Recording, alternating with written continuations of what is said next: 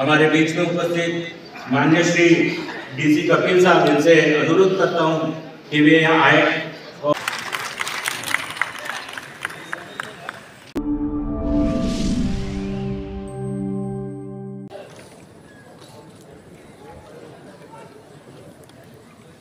Corona के सागर तथागत भगवान बुद्ध बहुजन समाज में जन्मे हुए तमाम संतों और महापुरुषों को और बोधिसत्व बाबा साहब डॉक्टर भीमराव अम्बेडकर जी के चरणों में कोटि कोटि नमन करते हुए मंच पर आसीन मेरे तमाम सम्मानित सहयोगी, इस संगठन के राष्ट्रीय अध्यक्ष और इस मुहिम के शुरुआत काफी लंबे समय पहले करने वाले हमारे बड़े भाई इंजीनियर जीएस पाटिल साहब, बहुजन समाज की आवाज को जन जन तक पहुंचाने वाले सोशल मीडिया के मेरे तमाम क्रांतिकारी साथी और इस ऑडिटोरियम में उपस्थित तमाम सम्मानित माताएं, बहनें, बच्चों, बुजुर्गों, सभी को मेरा क्रांतिकारी जय भीम। भाई, महाराष्ट्र की धरती से जो नारा जय भीम का पूरे वर्ल्ड में गया, अब तो खाना भी खा लिया। अगर आप ही लोग जय भीम नहीं बोलोगे तो खाना क्या आवाज कन्वेंशन का जय भीम, जय भीम। सम्मानित साथियों, मेरा विषय है आज का ठेका प्रथा, कॉन्ट्रेक्चुअल एम्प्लॉयमेंट। मगर उसको समझने से पहले मैं आपको यह बताना चाहता हूं कि आज इस देश के अंदर हजारों संगठन संविधान बचाओ, लोकतंत्र बचाओ, आरक्षण बचाओ के नाम पर चल रहे हैं और इसी तरीके की संगठनों को खत्म करने की आवाज इस देश में संविधान बदलने की बात कर रही है। देखिए, जब से संविधान बनना शुरू हुआ तब से लेकर अब तक इस देश में करोड़ों ऐसे वर्ग विशेष के लोग हैं जिन्होंने हमेशा बाबा साहब के बनाए हुए संविधान का विरोध किया। एक समय वो था कि जब संविधान बनना शुरू भी नहीं हुआ था तो उन लोगों ने कहा था कि डॉक्टर अम्बेडकर संविधान सभा और संसद में तो क्या, पार्लियामेंट के रोशनदान और खिड़कियां भी बंद कर दी जाएगी, लेकिन उनको पार्लियामेंट में नहीं पहुंचने दिया जाएगा। तब से ये विरोध शुरू है और वो लोग इस बात का विरोध इसलिए कर रहे थे क्योंकि उनको पता था कि बाबा साहब को अगर संविधान बनाने की जिम्मेदारी मिलेगी तो निश्चित रूप से एससी, एसटी, ओबीसी यानी कि बीसी वर्ग जो है उसके लिए विशेष सुविधाएं जरूर संविधान के अंदर दी जाएगी। जितनी तरीके की सुविधाएं बाबा साहब ने जो प्रावधान दिए हैं उनमें जो सबसे बड़ा प्रावधान है जो पिछले 75 सालों से इन लोगों को चुभ रहा है, वो दो प्रावधान है। पहला प्रावधान है देश के अंदर रिजर्वेशन व्यवस्था और दूसरा व्यवधान है कि हर अमीर और गरीब लोगों को बराबर की वोट का अधिकार मिले। दोस्तों, ये तीन तरीके के रिजर्वेशन, पहला रिजर्वेशन इन एजुकेशन, दूसरा रिजर्वेशन इन सर्विसेज और तीसरा रिजर्वेशन इन पॉलिटिक्स। इन तीनों ही रिजर्वेशन को पिछले 10 वर्षों में बहुत ही सुनियोजित षड्यंत्र के तहत खत्म किया जा रहा है। एजुकेशन का सिस्टम इतना महंगा कर दिया गया, सरकारी स्कूलों को बंद कर दिया गया और प्राइवेट स्कूलों को की संख्या बढ़ा दी गई ताकि महंगी एजुकेशन गरीब आदमी की पकड़ से बाहर हो जाए।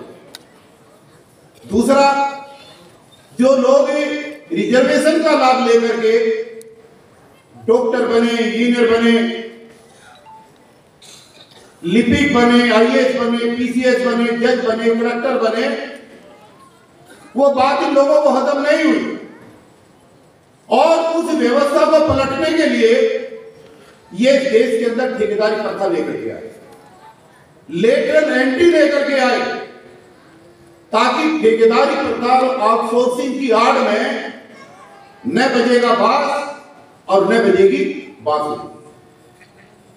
इन्होंने आरक्षण को मूल तक खत्म करने का एक जरिया बना लिया। इस देश के अंदर राजनेता, विभाग के अधिकारी और ठेकेदार, इन तीनों लोगों की तिगड़ी ने मिलकर के यहां पर एक ऐसी व्यवस्था को जन्म दे दिया कि न तो वैकेंसी निकलेगी, न रिक्रूटमेंट होगा, और जब वैकेंसी नहीं निकलेगी, रिक्रूटमेंट नहीं होगा, तो ऑटोमेटिकली रिजर्वेशन खत्म हो जाएगा। तो ये जो व्यवस्था इस देश के अंदर की जा रही है और जिस तरीके से यहां पर रिजर्वेशन को खत्म करने की साजिश रची जा रही है, उसी साजिश का नाम है ठेका प्रथा, उसी का नाम है कॉन्ट्रैक्चुअल एम्प्लॉयमेंट, और उसी की आड़ में पूरे देश को आरक्षण से वंचित रखने का एक षड्यंत्र शुरू हो रहा है। देखिए, ठेकेदारी व्यवस्था इस देश के अंदर पहले भी थी, और ठेकेदारी व्यवस्था आज भी है, और ठेकेदारी व्यवस्था हमेशा रहेगी। लेकिन पहले जो ठेकेदारी व्यवस्था हुआ करती थी वो सिर्फ टेम्परेरी बेसिस के लिए होती थी, जिसका पीरियड बहुत कम होता था।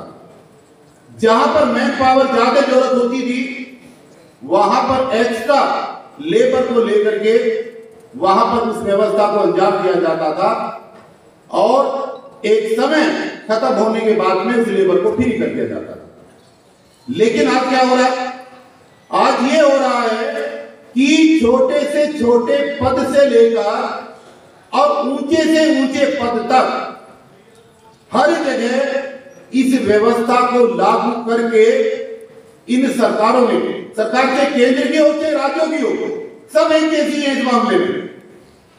इन लोगों ने जो वहां पर सैंक्शन वैकेंसी हुआ करती थी, जो वहां पर एक्चुअल मैन पावर हुआ करती थी, उसको पूरी को खत्म कर दिया है। और इंजीनियर हो, डॉक्टर हो, प्रोफेसर हो, पायलट हो, मजदूर हो, कितना भी बड़ा पद हो, और किसी भी तरीके की सरकारी वैकेंसियों, विभागों के अंदर वैकेंसियों की खाली रिक्तियां हो, इन्होंने वहां पर विज्ञापन के माध्यम से भर्ती व्यवस्था बिल्कुल बंद कर दी है, और वहां पर जितनी भी वैकेंसी खाली होती है सब पर आउटसोर्सिंग करना शुरू कर दिया है। आज हालात ये है कि महाराष्ट्र के अंदर तो मुझे नहीं पता, लेकिन ज्यादातर आउटसोर्सिंग पर काम करने वाले जो कर्मचारी हैं, उन कर्मचारियों को मात्र 12,000, 13,000, 14,000 रुपए पर मंथ मिलता है। अब आप समझ सकते हैं कि जिस युवा को MA, BA, PhD करने के बाद मात्र 14 या 15,000 रुपया पगार का मिलेगा, आखिर आने वाला उसका जो बच्चा है वो इस महंगाई के दौर में कैसे शिक्षा ले पाएगा, और कैसे वो आगे बढ़ करके कल आने वाले कल में जज, कलेक्टर, IAS या इंजीनियर, डॉक्टर बन पाएगा। इस व्यवस्था में सबसे बड़ा यही एक इनकी सोच का परिणाम है कि जो कुछ हुआ सो हुआ। बाबा साहब के दिए हुए आरक्षण के प्रावधान की वजह से जितने लोग गरीबी की रेखा से ऊपर उठ गए तो उठ गए, लेकिन अब वर्तमान समय में गरीब और मजदूर का बेटा मजदूर ही बने, महंगाई के शिक्षा के दौर में वो आगे ना बढ़ पाए, ये एक षड्यंत्र के तहत इन सरकारों ने यहाँ पर व्यवस्था की है। देखिए, किसी भी कन्वेंशन का दोस्तों एक पर्पस होना चाहिए कि हमारे देश के जितने प्रदेश हैं, वहां पर अगर किसी प्रदेश के अंदर कोई अच्छी व्यवस्था लागू है तो हम सबका ये फर्ज बैठना चाहिए कि उस अच्छी व्यवस्था का लाभ उन प्रदेशों के कर्मचारियों को भी मिले जहां पर वो व्यवस्था लागू नहीं हुई। अब मैं आपको बताना चाहता हूं कि दिल्ली के अंदर जो बिजली विभाग है, वहां पर प्राइवेटाइजेशन 2 जुलाई 2002 को हुआ। वहां आज 25,000 कर्मचारी आउटसोर्स पर काम कर रहा है। एक समय था वहां पर जब कॉन्ट्रैक्ट पे काम करने वाले इस एम्प्लॉय को मात्र 4,000 4,500 रुपए सैलरी मिलती थी, यानी कि मिनिमम वेज से भी कम था। और वो सैलरी भी अंगूठा लगाकर लाइन में खड़े होकर के भाई कैश मिलती थी।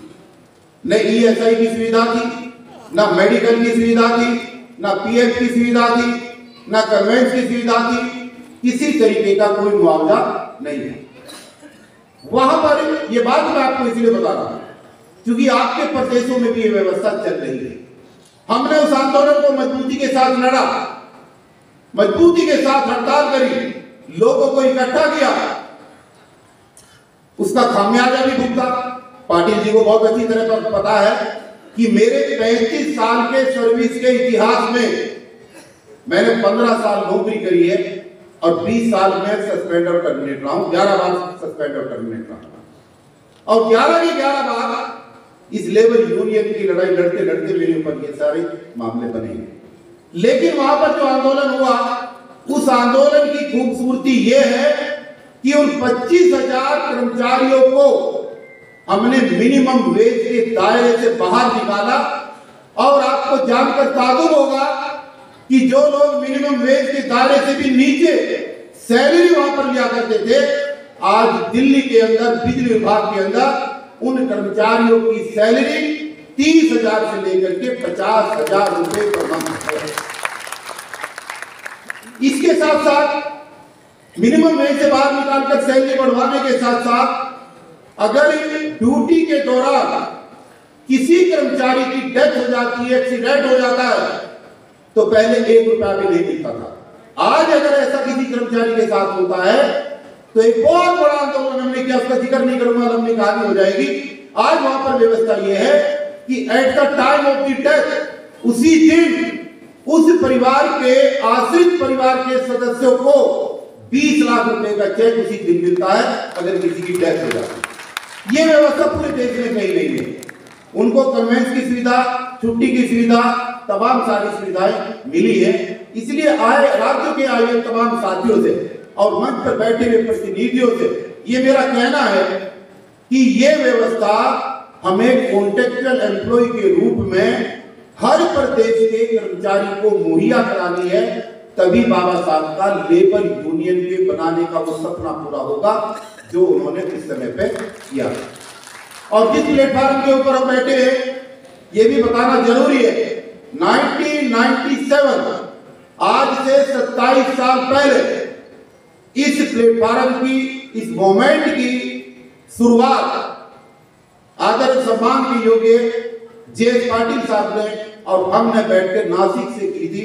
और उस मूवमेंट का उस समय के संगठन में जो जिम्मेदारी थी, मेरे को राष्ट्रीय अध्यक्ष के रूप में जिम्मेदारी समय पे दी गई। वो मूवमेंट पाटिल जी ने चलाया बड़ी खूबसूरती के साथ और आज पूरे देश में इस यूनियन को खड़ा करके बाकी ट्रेड यूनियनों के दर्जे में ला करके उसको कंपटीशन में ला दिया है। इसके लिए वो बधाई के पात्र हैं। जोरदार तालियों से पाटिल जी का इसके लिए आप धन्यवाद करें, अभिनंदन करें। वो इसके लायक हैं और वो इसके लायक थे, उन्होंने इसको आगे बढ़ाया। इसलिए दोस्तों उनके इस किए हुए काम को अगर हमें और आगे बढ़ाना है तो जो अभी भी बहुत सारी यूनियन और एसोसिएशन हमारी ऐसी है ट्रेड यूनियन की जो रजिस्टर्ड है, लेकिन इस ऑर्गेनाइजेशन के साथ किसी कारणवश अभी तक एफिलिएट नहीं हो पाई, इसलिए उनको सबको राष्ट्रीय स्तर पर हमें एफिलिएट करना है और जगह जगह जाकर के इसकी मेंबरशिप को बढ़ाना है। मैं आश्वासन देता हूं कि मैं अपने स्तर पर पहले से ज्यादा काम करते हुए देश के तमाम उन साथियों के बीच जाऊंगा जहां पर जाने से इसकी मेंबरशिप बढ़ेगी और भारत सरकार के सामने हम चुनौती पैदा कर पाएंगे कि अगर कोई भी बार्गेनिंग होगी, लेबर लॉ में कोई भी परिवर्तन होगा तो सबसे पहले हमारी इस इंडिपेंडेंट लेबर यूनियन से पूछा जाए और हमें उस कंपटीशन में शामिल किया जाए। इसके लिए हम प्रयास कर रहे हैं। दोस्तों ये जो मैंने अभी आपको बताया कि ये ठेका प्रथा इन लोगों को रास क्यों आ रही है, इसका एक बहुत बड़ा कारण यह है कि सरकारी नौकरी में नियुक्ति होने के बाद जो सैलरी मिलती है वो एम्प्लॉय की अपनी सैलरी होती है। लेकिन ठेका प्रथा में जितना टेंडर होता है और टेंडर के हिसाब से पर एम्प्लॉय जितनी सैलरी निर्धारित होती है, इस देश के राजनेता, इस देश के अधिकारी और इस देश के ठेकेदार, ये जो तिगड़ी है, आप विश्वास करिएगा, मैं अध्ययन के आधार पर कह रहा हूं कि जितनी सैलरी उनकी सरकारी तौर पर रिलीज होती है उसका 50% हिस्सा ये लोग खा जाते हैं और बाकी 50% हिस्सा मात्र उनको, गरीब लोगों को मिलता है, जिसकी वजह से उनको पूरी सैलरी नहीं मिल पा रही है। गुजरात में और भी बुरा हाल है, वहां पर मात्र 5,000 रुपए सैलरी मिलती है और वो भी 3 महीना कंप्लीट होने के बाद मिलती है। तो क्या हो रहा है इस देश के अंदर? क्या इसी तरीके से गरीब पिसता रहेगा? कौन है ये गरीब? इन गरीब में 95% लोग हमारे बीसी के हैं, वो लोग हैं जो मजबूरी में इस नौकरी को कर रहे हैं और उनको करनी पड़ रही है, क्योंकि न धन है, न धरती है, न जायदाद है। हमारे पास नौकरी एक साधन था, पहले सरकारी नौकरी निकलती थी तो बच्चे उसमें चले जाते थे, जब से वो निकलना बंद हो गए तो अब जो है प्राइवेट नौकरियों में जो काम करने वाले लोग हैं वो ज्यादातर हमारे अपने लोग हैं। अब सवाल ये है कि इसको कैसे इसके पार पाया जाए। देखिए, देश के अंदर आपने देखा होगा कि रातों रात सुप्रीम कोर्ट के दरवाजे खुल जाते, रातों रात हाई कोर्ट के दरवाजे खुल जाते जब कोई केस होता है, जब कोई संगीन मामला होता है। लेकिन इस देश के सर्वोच्च न्यायालय ने एक ऑर्डर किया हुआ है कि 240 दिन से ज्यादा जहां पर भी कॉन्ट्रेक्चुअल एम्प्लॉय को काम करते हुए हो जाएगा, वहां पर उस आदमी को रेगुलर करना पड़ेगा। और अगर रेगुलर करने में कहीं कोई दिक्कत है तो जब तक रेगुलराइजेशन नहीं होती तब तक के लिए समान कार्य का समान वेतन लागू किया जाएगा, ताकि बराबर की सैलरी वहां पर दी जाए, उस कर्मचारी के बराबर की सैलरी दी जाए जो उसी टेबल पर बैठ के उसी के बराबर काम करता है। लेकिन देश का दुर्भाग्य देखिए कि सुप्रीम कोर्ट के ऑर्डर होने के बावजूद भी आज तक इस केंद्र की सरकार ने और किसी भी राज्य की सरकार ने सुप्रीम कोर्ट के उस आदेश को इंप्लीमेंट नहीं किया जिसमें 240 दिन आवश्यक सेवा के विभागों में काम करने वाले कॉन्ट्रेक्चुअल एम्प्लॉय को पूरे होने के बाद उनकी रेगुलराइजेशन ऑटोमेटिकली हो जानी चाहिए, और अगर रेगुलराइजेशन नहीं होती है तो वहां पर उनको समान कार्य का समान वेतन मिल जाना चाहिए। लेकिन आज तक ऐसा कहीं नहीं हो रहा है। हम सब लोगों को कोशिश करनी चाहिए, क्योंकि सरकारी नौकरियां धीरे धीरे कम होती जा रही है और प्राइवेट कल्चर की नौकरियां बढ़ती जा रही है। हमारे बच्चे जिनको पढ़ा रहे हैं या पढ़ाना चाहते हैं वो सब आने वाले कल में इन प्राइवेट नौकरियों के ही सहारे से आगे अपना जीवन व्यापन कर पाएंगे।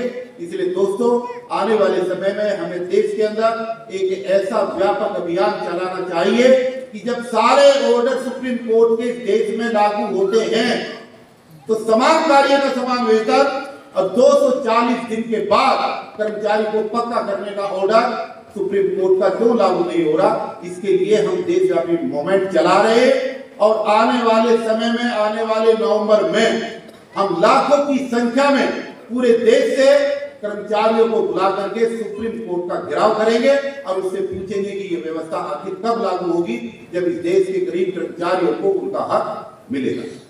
तो ये जो व्यवस्था है, इन व्यवस्थाओं ने हमारे भारतीय संविधान के अंदर बाबा साहब ने जो प्रावधान दिए उन सभी प्रावधानों को डिसमिस किया जा रहा है। हम कहते हैं कि हम सब लोग मिलकर के संविधान का कुछ नहीं बिगड़ने देंगे, बहुत सारे लोग कहते हैं, रोज भाषण सुनते हैं। लेकिन हमें एक चीज नहीं भूलनी चाहिए कि 8 नवंबर 2016 को इस देश के अंदर देश के प्रधानमंत्री ने रात के 9 बजे टीवी पर अवतरित होकर के घोषणा करी कि आज रात के 12 बजे 1500 का नोट बंद हो जाएगा। पूरा देश चिल्लाता रहा, पूरी सरकारें, विपक्ष चिल्लाता रहा, लेकिन कुछ नहीं हुआ। जो प्रधानमंत्री ने आकर के कहा वही हुआ। ऐसा हुआ था? नहीं हुआ था। उसके बाद लॉकडाउन आया, लॉकडाउन में प्रधानमंत्री ने एक थाली बजवाई तो लोगों ने थाली बजाई, पूरा देश लॉकडाउन में डाल दिया गया। लोग हजार किलोमीटर पैदल चल करके बिना बस, बिना ट्रेन के अपने घर तक गए, क्योंकि खाने के लिए कहीं कुछ नहीं था। लेकिन क्या हम, आप और विपक्ष कुछ कर पाया? नहीं कर पाया। कश्मीर के अंदर धारा 370 लगाने के लिए पूरे कश्मीर की तालाबंदी कर दी गई। बंदूक की नोक पर वहां पर लोगों को कैद करके रखा गया, इंटरनेट बंद कर दिया गया। लेकिन क्या पूरे देश ने मिलकर के उन लोगों को वहां से रिहा करा? नहीं करा। आज सवाल यह है कि नोटबंदी हम नहीं बंद करा पाए, लोकबंदी हम नहीं करा पाए, 370 की कैद को हम नहीं बंद करा पाए। आने वाले समय में बिना संवैधानिक आधार के, बिना पार्लियामेंट में डिस्कशन के, बिना मंत्रिमंडल की समूह के अगर यही प्रधानमंत्री फिर टीवी पर अवतरित हुआ और इसने कहा किसी दिन कि आज रात के 12 बजे से बाबा साहब के बनाए हुए संविधान को खत्म किया जाता है, तो उस समय सोचिएगा आप और हम मिलकर के उस समय में क्या कर पाएंगे। एक बड़ी विडंबना होगी, एक अजीब सा माहौल इस देश के अंदर होगा। तो दोस्तों, आज समय है हम सब लोगों की जागने का। अगर भारतीय संविधान को वास्तव में बचाना है, अगर हम भारतीय संविधान कोई कागज की पुड़िया नहीं है, कोई पतंग नहीं है कि उड़ी जा रही है। भारतीय संविधान को बचाने का सीधा सा अर्थ यह है कि भारतीय संविधान के अंदर बाबा साहब ने जो प्रावधान दिए हुए हैं गरीब लोगों के हक के लिए, उन्हें गरीब लोगों के प्रावधानों को उससे मिटने नहीं देना चाहिए। अगर वो प्रावधान खत्म हो रहे हैं तो फिर संविधान के होने और संविधान के ना होने का कोई बहुत ज्यादा फायदा या नुकसान नहीं है। अब जैसे मैंने बताया, एजुकेशन महंगी शिक्षा से प्राइवेट स्कूल खत्म कर दी, रिजर्वेशन इन सर्विसेज ठेकेदारी प्रथा से खत्म कर दिया, और वोट का बराबर का अधिकार मिलकर के ये लोग हमारे सर पर बैठ करके जनप्रतिनिधि बन जाते हैं, एमएलए बन जाते हैं, एमपी बन जाते हैं, मंत्री बन जाते हैं। उनको जो ये चुभन थी उसका बदला लेने के लिए एक ईवीएम का सारा सिस्टम इस देश के अंदर लागू कर दिया गया है। तो ये जो सभी संवैधानिक संस्थाओं पर एक एक करके सरकारें कब्जा करती जा रही हैं, इससे निजात पाने के लिए आज एक जन आंदोलन की जरूरत है। एक सब लोगों को सड़क पर आने की जरूरत है। वो जेल ठेकेदारी प्रथा का विरोध करने के लिए सड़क पर आने पड़े, और चाहे इस देश के अंदर ईवीएम को हटाने के लिए आना पड़े। ये एक अजीब सी स्थिति बनी हुई है। मैं ज्यादा लंबी बात ना करके मैं आप लोगों से ये आह्वान करूंगा कि जहां पर भी दिल्ली की इंप्लीमेंटेशन जो हुई है, अगर किसी प्रदेश में उसको लागू कराना है तो जहां भी जरूरत होगी हम वहां पर आएंगे, वहां की कॉन्टेक्चुअल एम्प्लॉय को समझाएंगे और वहां पर इस व्यवस्था को लागू कराने का काम करेंगे जो दिल्ली के अंदर हमने कराई है। अभी 585 कर्मचारी जो 18 साल से काम कर रहे थे भिन्न डिस्पेंसरियों के अंदर, उनको हमने पक्का कराने का रास्ता एलजी और दिल्ली सरकार के माध्यम से किया है, जो 1 महीने के अंदर रेगुलाइज हो जाएंगे। ये व्यवस्था हमें हर जगह लागू करानी है और अपने लोगों को लाभ दिलाना है। उनका रिजर्वेशन और उनको सरकारी पद की नौकरी पे बहाली कराना हम सब लोगों का उत्तरदायित्व है। विशेष रूप से उत्तरदायित्व उन लोगों का जो आज तक बाबा साहब के संविधान में दिए हुए आरक्षण का लाभ ले चुके हैं और अपना जीवन का स्तर सुधार चुके हैं। आज उनको पे बैक टू सोसाइटी करने का वक्त है, ताकि आने वाले समय में हम उन लोगों के आंसू पहुंच पाए जो आज इस समस्या से ग्रसित हैं। और नहीं तो समय ऐसा आने वाला है कि बहुत भयंकर समय आने वाला है, और वो सबसे ज्यादा मार अगर पड़ेगी तो हमारे समाज के, हमारे बच्चों के, हमारी युवाओं के ऊपर ही पड़ेगी, जो आज सिर्फ और सिर्फ नौकरी के ऊपर आधारित है। देखिए, मैं ईवीएम के ऊपर कोई ज्यादा बात नहीं करना चाहूंगा, मैं सिर्फ 2 मिनट के अंदर अपनी बात करना चाहूंगा कि एक कैंडिडेट चुनाव लड़ता है और चुनाव लड़ता है, अपने सारे संसाधन लुटा देता है।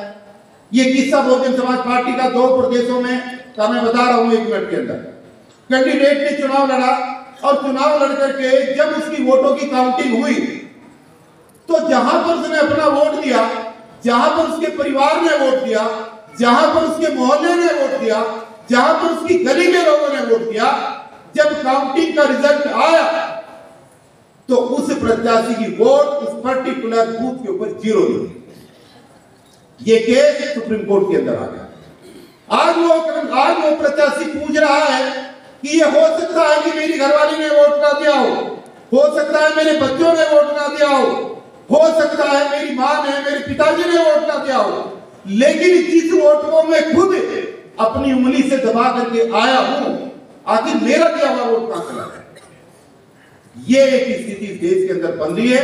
आप वोट कहीं दे रहे और वोट जा कहीं रहा।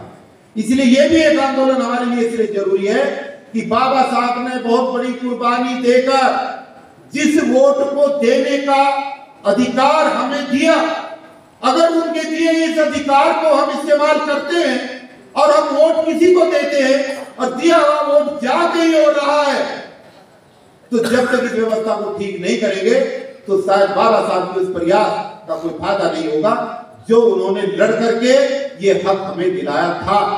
जब संविधान लागू हुआ और बाबा साहब बाहर निकले तो उनसे कहा गया उस समय कि बाबा साहब आप बहुत खुश हो, तो उन्होंने एक लाइन बोली थी कि आज इस संविधान के लागू होने के बाद मैंने इस देश को एक ऐसा ग्रंथ दे दिया है कि आज के बाद इस देश के अंदर रानी की कोख से राजा का जन्म नहीं होगा, बल्कि गरीब आदमी के दिए हुए वोट के बैलेट वोट से राजा का जन्म होगा।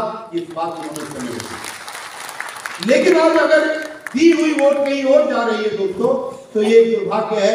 ये कैसे होगा?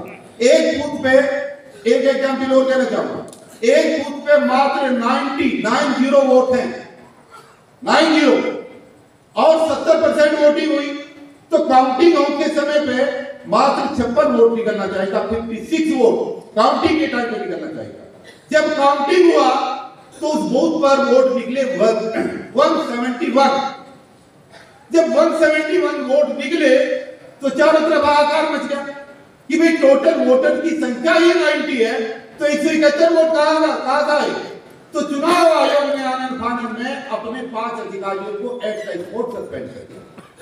आज सवाल ये है, सस्पेंड करना ना करना ये सवाल नहीं है, सवाल ये है कि इसका मतलब ईवीएम के अंदर गड़बड़ है और जबरदस्त गड़बड़ है। एक चंदौली के किस्से को कह करके मैं अपनी बात समाप्त करना चाहूंगा कि उत्तर प्रदेश के अंदर चंदौली एक जगह है, वहां पर चुनाव हुआ, चुनाव का रिजल्ट आ गया, रिजल्ट में प्रत्याशी में एक किन्नर भी थे, तो किन्नर को हरा दिया गया और दूसरे प्रत्याशी को जिता दिया गया। सारे किन्नर एक जगह इकट्ठे हुए और सब नंगे हो गए और उन्होंने लाठी उठाई और एसडीएम को पीटना शुरू किया। जब वहां पर पिटाई का सिलसिला शुरू हुआ तो 2 घंटे के अंदर जिस किन्नर को हरा दिया गया था, 2 घंटे के बाद में दोबारा रिजल्ट आया और उस किन्नर को जिता दिया। तो कहां है लोकतंत्र? बात यह है यार, कहां है आज डेमोक्रेसी, कहां है आज भारत का संविधान, कहां चल रहे हैं हम, कहां खड़े हैं हम? इस बारे में भी जागरूक साथियों को ध्यान देना चाहिए कि अगर तानाशाही सरकारें ही बनती रही और उन्हीं के हाथ में पॉलिसी जाती रही, तो जितनी भी हम कन्वेंशन करते हैं, जितने भी हम कंपेयरिंग करते हैं, जितनी भी जागरूकता के अभियान हम पूरे देश के अंदर चलाते हैं, उन सारे अभियानों का जब तक कोई फायदा नहीं है, जब तक कि ऐसी तानाशाही सरकारों को उखाड़ फेंकने के लिए हम अपने मत का प्रयोग करके अपने मन चाहे प्रत्याशी को जिताएंगे नहीं और सत्ता के अंदर परिवर्तन नहीं करेंगे, जब तक शायद ये सारा लोकतंत्र सही होने वाला नहीं है। तो आज के इस प्रोग्राम में जो आयोजक थे, मैं उनका दिल की गहराई से धन्यवाद करते हुए कि मुझे बोलने का मौका मिला और आज अपनी बात रखने का मौका मिला, मैं तमाम आयोजक मंडल का दिल की गहराई से धन्यवाद करता हूं। धन्यवाद आप तमाम साथियों का भी मैं करता हूं कि आप लोगों ने मेरी बातों को सुना और मैं रिक्वेस्ट कर रहा हूं, मैं अपील कर रहा हूं कि आइए हम सब लोग मिलकर के एक ऐसी स्थिति का निर्माण करें जहां सबको लाभ हो और एक प्रदेश का लाभ दूसरे प्रदेश के लोगों को मिले, ताकि एक अच्छी व्यवस्था के अंदर हम अपने बच्चों को एक सही रास्ता दिखा सकें, सही राह दिखा सकें और उनकी पगार बढ़वाकर उनको सही मायने में उनका सही वेतन दिलाकर आने वाली जनरेशन के महंगाई के दौर के शिक्षा के रास्ते को कायम रख सकें। अदरवाइज अगर ऐसा ना हुआ तो 15-20 हजार रुपए की नौकरी पर काम करने वाला आउटसोर्स का कर्मचारी हमारा बच्चा, हमारा भाई आने वाले समय में अपने आने वाली पीढ़ी को अच्छी शिक्षा नहीं देगा। तो यही बात कहने के लिए मैं आपके बीच में उपस्थित हुआ और 1-2 लाइनों के साथ अपनी बात खत्म करना चाहूंगा कि मिलकर पुकारोगे तो लौट आएगा माझी, सब मिलकर पुकारोगे तो लौट आएगा माझी। आओ मेरी आवाज में आवाज मिला दो। ये खामोश मिजाजी आपको जीने नहीं देगी। ये खामोश मिजाजी आपको जीने नहीं देगी। इस दौर में अगर जीना है तो कोहरा मचा दो। धन्यवाद। जय भीम, जय भारत, जय हिंद।